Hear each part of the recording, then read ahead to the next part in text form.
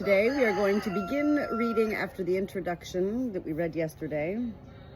We're going to read chapter 1 today from this book, To Be Told by Dan B. Allender, PhD. God invites you to co-author your future. This is a book that my BTF, best therapist friend, you know, like a BFF. Well, my therapist is my BTF, best therapist friend, recommended this book to me, and it has been an amazing journey for me, myself, and I, Natalie, the Good Shepherdess. And I look forward to sharing this really good book with you. To Be Told, Chapter 1, Your Name and Your Story. The Tale to Be Told. Yes, that's so, said Sam, and we shouldn't be here at all if we'd known more about it before we started. But I suppose it's often that way. The brave things in the old tales and songs, Mr. Frodo, adventures, as I used to call them. I used to think they were things the wonderful folk of the stories went out and looked for because they wanted them, because they were exciting and life was a bit dull, a kind of sport, as you might say. But that's not the way of it with the tales that really mattered, or the ones that stay in the mind. Folk seem to have been just landed in them. Usually their paths were laid that way, as you put it. That's an accurate description of life. God is constantly writing our story, but he doesn't send us the next chapter to read in advance. Instead, we all read backward, finding the meaning in our stories as we read what God has already written. Alexa, off. I haven't even let my birds out, my flock out this morning. I wanted to read this chapter before I let them out, so they're all really vocal right now. All right. God is constantly writing our story, but he doesn't send us the next chapter to read in advance. Instead, we all read backward, finding the meaning in our stories as we read what God has already written. Life is a story that unfolds in such a way that we can't see very far ahead. We don't know the final outcome or even the next plot twist until we're there in the middle of it. As Sam says to Frodo in the Fellowship of the Ring, I wonder what sort of a tale we've fallen into. I wonder, replied Frodo, but I don't know, and that's the way of a real tale. Take any one that you're fond of. You may know or guess what kind of a tale it is, happy ending or sad ending, but the people in it don't know, and you don't want them to. I remember the first time I read those words, I felt a chill, an irrevocable shudder. I've never had the patience or wisdom to read J.R.R. Tolkien's famous trilogy all the way through, but I saw each of the movies twice. Still, those words, even when they're read out of context, are haunting. The powerful truth of Frodo's observation arrived in an email from a dear friend who has suffered with me through the many years it has taken to bring a young graduate school into existence. The years have thrown us both into loss, exhaustion, confusion, betrayal, setbacks, undeserved grace, and the presence of God. If I had known in advance what this journey would require, I never would have signed on. However, I don't regret for an instant the price it has exacted when I considered what I have experienced, become, and am led to be.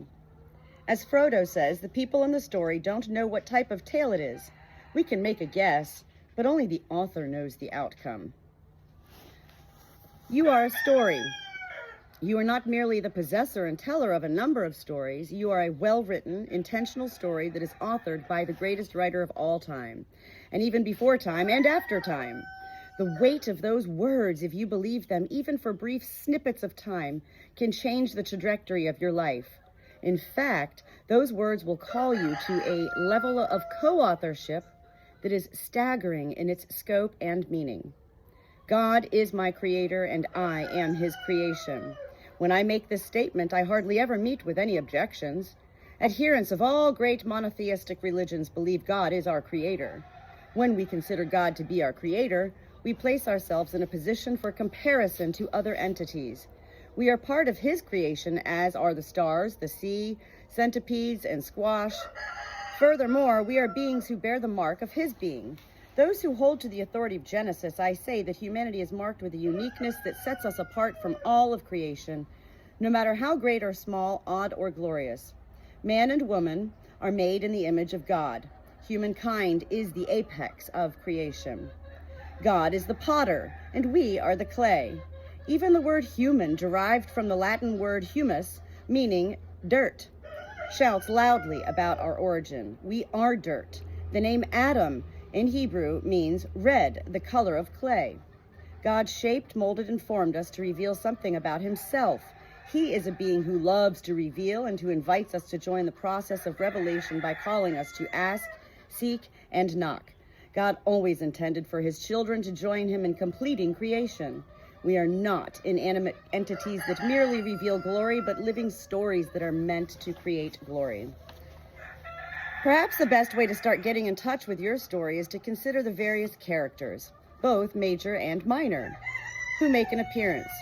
I know the power of this statement from personal experience. To be specific, I must acknowledge one of the most important characters in my own life because my story is buried within him. This pivotal character is my biological father. My story begins when I was 19 years of age. I was looking through a box of photos stored in my mom's closet, and I found a family portrait. It was a picture of my mom, a young boy, me, of about 3, and a man I'd never met. The look of his face haunted me. There in front of me was my face as a 3-year-old, right next to a man who possessed my face, as it would look when I turned 30. This discovery was as odd as falling through a hole in the ground and ending up in a kingdom where the Queen of Hearts is shouting, "Off with his head!" I took the family portrait to my mother, who was working in the kitchen. "I know that is you, and I recognize myself, but who is that man?" I asked. She seemed unfazed, as if I asked whether she wanted me to take out the trash. She replied, "It's your father." I felt stupid, not unintelligent, but dumbfounded. It was like falling off a ladder. To tell someone about falling off a ladder takes time to narrate, but to actually fall off a ladder takes nothing more than a misstep immediately followed by a plunge.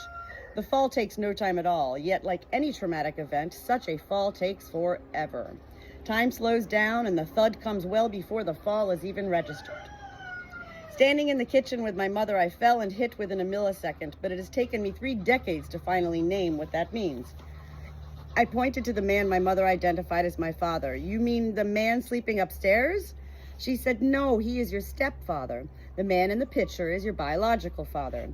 I asked many more questions and heard enough to know that I couldn't bear to hear any more. In an instant, my life had become both a farce and a great mystery to me. I had discovered a truth that seemed more bizarre than any lie I had ever told. I was not myself. My name was not my name. My face was not the face of the father who had raised me, but of another father, a man who has been lying dormant in a shoebox. That night, I took enough LSD to scatter my mind to the wind, hoping the fragments of my life might blow away like the ashes of my torched name. That was 31 years ago, and it's only in the last year that I have asked, who is my father?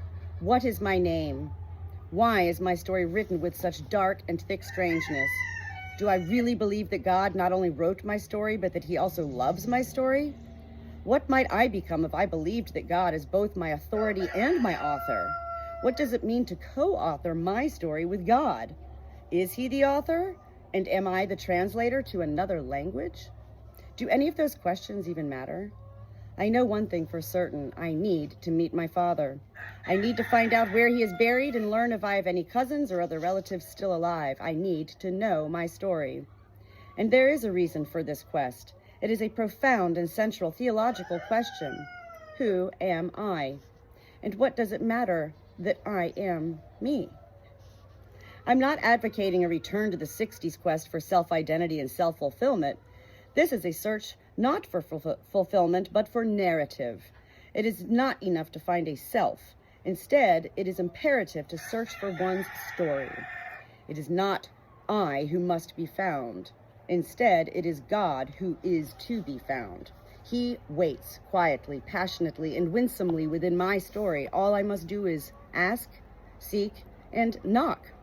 Again, I can't know my story unless I know the characters who have shaped my character. I need to know who shares the stage with me. The cast is sometimes obvious: our parents, siblings, spouse, mentors, abusers, and friends. But sometimes an important role is played by a grandparent we barely knew, or a person, a family secret, who stands in the shadows off stage. We are defined by the people in our life. The characters enter the stage, speak their lines, and then either stay or depart. We are not the most important character in our own story, but we are almost always on the stage. And we will not truly know the author of our story, the meaning or plot of our story, until we know all the primary and peripheral players on our stage. Aristotle defined story as having a beginning, a middle, and an end. Some other pundits have reminded us that it may not necessarily follow in that order. Still, Aristotle's simple structure defines the nature of any story. It has a first line, an opening chapter, a first act, and this beginning seldom coincides with our birth. Our story begins with the characters who gave us birth, including their past relationships with their parents and issues such as success and shame, power and abuse, love, loss and addiction, heartache and secrets, and family myths. Our birth is a beginning, but we owe our existence to the generations that came before us. Our beginning, which took place before we were born, signals some of the themes that will play out in our life. I was born after my mother had 9 miscarriages. I didn't learn this until after I discovered that the father who raised me was not my biological father. I was a wanted child. I was indeed most wanted, and I was an only child. There was simply no more room in my mother's womb or heart to risk the exhaustion and despair of another embryo. I was it. Even if no other dimension of my beginning were named, this one would tell a great deal about the dynamic that was played out between my mother and me. She is a warrior.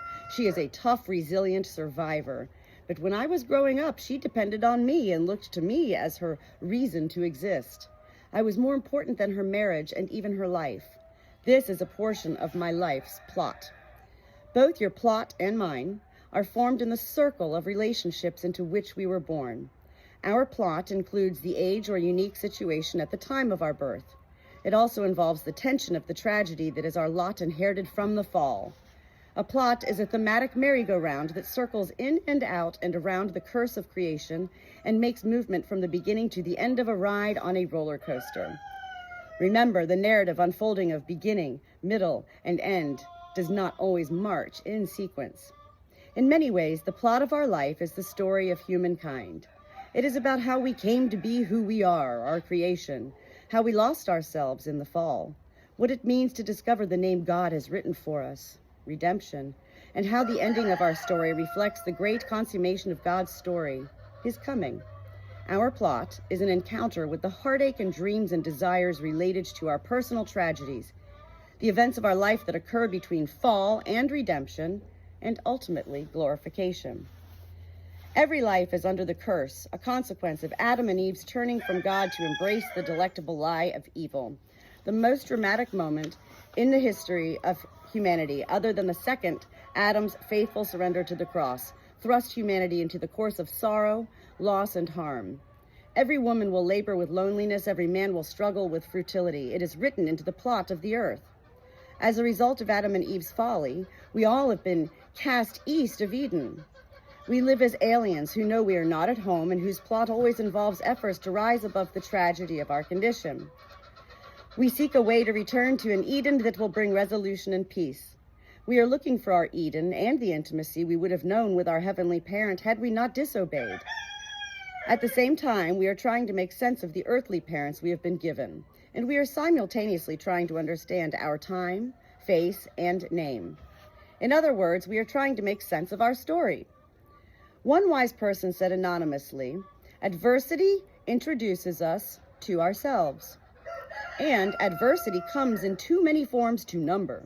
It is the diagnosis of cancer that throws us face to face with mortality. Seeing the real possibility of death creates a newness and drama and calls most people to rewrite the story they previously had assumed was the dominant plot of their life. The introduction to ourselves can also come in the upheaval of unwanted change. Tragedy that disrupts the status quo and compels attention, focus, engagement, and choice. This change drives us to write what we really want to say, because we only have a few blank pages left and little ink in our pen. Even when tragedy has nothing to do with physical death, it still involves a form of death in the shattering of shalom, or harmony. A divorce is a death. Sexual abuse is a death. Betrayal in a relationship. The loss of a job, conflict in a marriage, an auto accident, an illness, loss of meaning or hope or joy, all are forms of death. In the Bible, God makes it clear that rebellion results in death. Death lies at the heart of all tragedy and at the core of every personal narrative. It is death that evokes tension, an essential element of any narrative worth telling. A plot without tension is flatline, a life with no rises, no dips, no anima. Life, by definition, involves tension, even the couch potato. The average adult who watches 4.2 hours of television every day is drawn to tragedy and tension in the stories of others. This attraction is the reason we are so bound to sitcoms, pulp fiction, reality TV, and water cooler gossip. We would die without the thrill, uncertainty, and passion of tragedy and tension. Tension is living in the gap between certainty and uncertainty. We always begin with what we know and are irresistibly drawn to what we don't know. We are inveterately curious. That was a hard word for me to read there. Whoops. We are wired to grow, and all growth stretches us beyond our comfort level. Comfort is the absence of tension. Growth requires a swim in murky, dangerous waters. We want adventure, but not without assurances that we will suffer no harm when we take risks. We want danger and excitement, but only as long as they come with a money-back guarantee that everything will work out before the game is finished. But life isn't like that. There are no safe risks. There is no growth that comes with a guarantee of success. Tension is the medium in which we breathe every day. No matter how predictable you perceive your life to be, the possibility for tragedy is always there. A child may be pedaling his bicycle to the safety-enclosed community swimming pool when he is struck down by a drunk driver. Tragedy will inevitably deliver its goods to our door. It's life.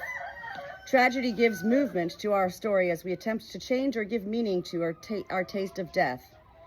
Yet, we are always much more than tragedies. Each one of us is unique.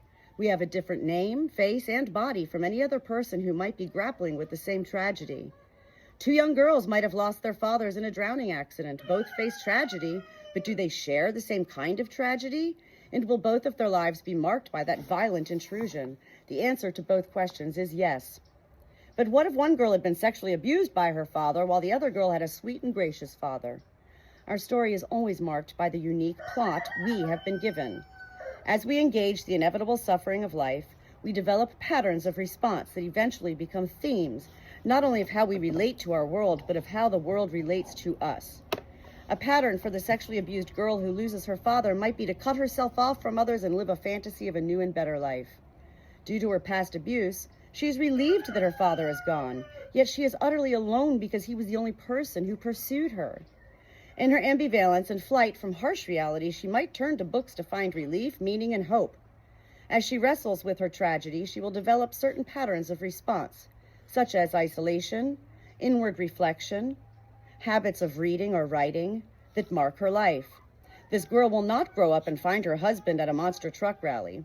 It is also unlikely that she will gravitate to a degree in engineering. Patterns set up themes that begin to define who we are, and that definition often creates new experiences that validate who we are. To understand our story, we need to know our tragedies, and as we learn them, we will catch a glimpse of how we currently manage tension. Repetitive patterns have become themes in our lives over time, themes that impose structure on us even when a surface evaluation would tell us that these themes are nothing more than personal preferences or desire. We are not wholly our own, nor are we exclusively the result of what has happened to us. No wonder reading the plot of our lives is so difficult. Yet, it is in the plot where we will find meaning. It also is the only part of our story we can rewrite if the trajectory of our life is not as we desire. I cannot change my tragedies, nor can I really eliminate fully the characters in my story, but I can write a new plot. To do so requires re-engaging the tragedies of my life with new patterns, thereby developing new or additional themes that mark who I am, both as a co-author of my life and an editor of my future. Doing this marks me as a character in a larger story, a player who furthers the plot development while living in the real world of tension and tragedy. To know our plot is the first step in changing it. An ending can be either good or bad. There are excellent novels that held my attention and moved me for hundreds of pages only to end in a way that made me regret reading the story. Sadly, the same can be said of many good lives. It is not enough to live well and serve humanity, care for your family, and lead an honest life. A good ending involves much more than making a moral point or teaching a lesson. And a good ending is more than the resolution of the tragedy and tension of an exciting plot. A good ending doesn't have to be safe or nice. It only has to bring the story to fullness. It is not much different from dessert. An excellent meal, wonderfully prepared and served, is often followed by the least necessary part, dessert. Dessert is often highly caloric and nutritionally bereft. Dessert is the finish, the final indulgent, as in any good ending to a life. Endings are meant to be a sensual, wild fullness of all that came before. And as you think of endings, it's important to understand that they have little to do with one's actual death.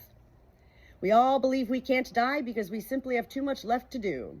We have children to raise and goals to achieve and appointments in our PDA for next week.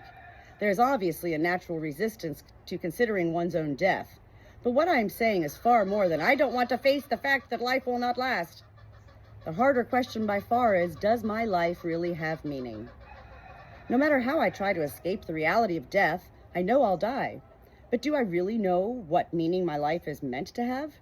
It turns out that Christians are the most difficult people to interact with regarding these questions. They know that heaven is ahead and that their life is significant. They are so sure of this that they seldom allow themselves to doubt or question the precise meaning of their own life. The result is an unexamined life. Their assumption is simple. If I live a good life, love my kids, do my best at work, support the PTA and the church and my kids' sports, then my life will have been good. But is this a good ending as God views endings? It's not a bad ending, but it misses what any truly good ending requires: the ardor and sacrifice, the passion and the blood. We each are responsible for writing our story, including our ending. The difference between living well versus writing well is that writing requires me to face the fact that my first draft is a mess, needs significant editing, and requires much more honesty, depth, and passion. Yet, for most people, living well means simply doing our best according to the standards of our culture. Am I really willing to move toward the kind of meaning that far exceeds being a good person? Am I ready to embrace the true meaning of my life and head to a wildly full ending? I have met a legion of people who are remarkable and glorious, but when asked if their life has mattered beyond their family and friends, they scoff at the thought. And when they are pressed further as to whether their life has been a glorious story moving toward a fantastic ending, the scoffing grows into wide-eyed, contemptuous incredulity. They have lived less in the light of the story of God and more by the inevitabilities of life's demands. In other words, they allow circumstances to write their stories. The author is somehow absent from the process.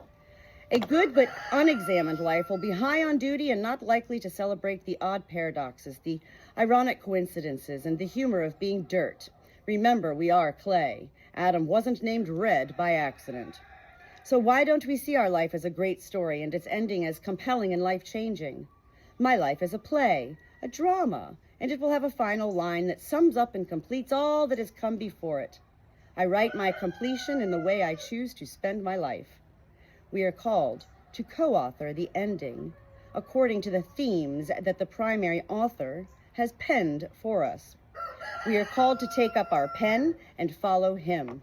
It is the enormous humility of the sovereign author to give us a voice in the dialogue. And not only does he want us to write, but he cheers us on.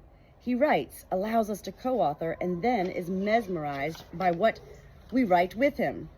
This amazing arrangement ought not to be, but it is. No wonder co-authoring takes faith. The ending of my story is how I lived my life toward an aim, a finish that is worth both dying for and living for. If I live my life for me alone, then my story is as dull as my self-absorption, even if I have survived untold adventures. But if I live my life for someone more important than myself, and I have sacrificed, nobly risked, been humbled, learned, grown, and given, then my life is headed towards a glorious ending. What makes my life a glorious bestseller is that my plot reveals not a mere moral or lesson, but the very person and being of God. A merely good life reveals little beyond the fact that goodness exists. But a life that knows its plot, characters, setting, dialogue, and themes will possess a clear and abiding passion that reveals something unique about the author. A life that is familiar with its story reveals much about the character of God. I don't believe God is so concerned that we build ministries or companies, families, or any other human legacy to his glory. His glory is grown when we simply live out the calling he has given us. We give him much greater glory when we are aware of our calling, live intentionally, and live with passion. That's how we co-author our own story. But how in the world do we know our calling? I've seen that our calling always seems associated with the name that God gives each one of us. And how do we discover our name? We study the contours of our story and the embedded characters, tragedies, and plot to discover our name and calling. As we read our story, we learn what God has in store for our life and our ending. To learn how to read our story, we must take responsibility to be the co-author with God of our story. We must also learn to read what already has been written, to know what needs to happen in the next chapter. We need to know what type of story we are in, its setting, and its characters, and our unique role or name in the narrative. Basically, my tale calls me to know what sort of name God has given me. I've been writing the story of my life since before I was even able to speak. I was writing as a little girl. I used to write letters to God and tape them to tree trunks because I thought God could see them better from the skies. I have lived my entire life close to God, and it's so beautiful for me at the age of 52 now to have realized only at about the age of 52 that I'm not the author of my own life. What a life-altering moment for me to read these words written by another person in life. To be told, chapter 1, beautiful.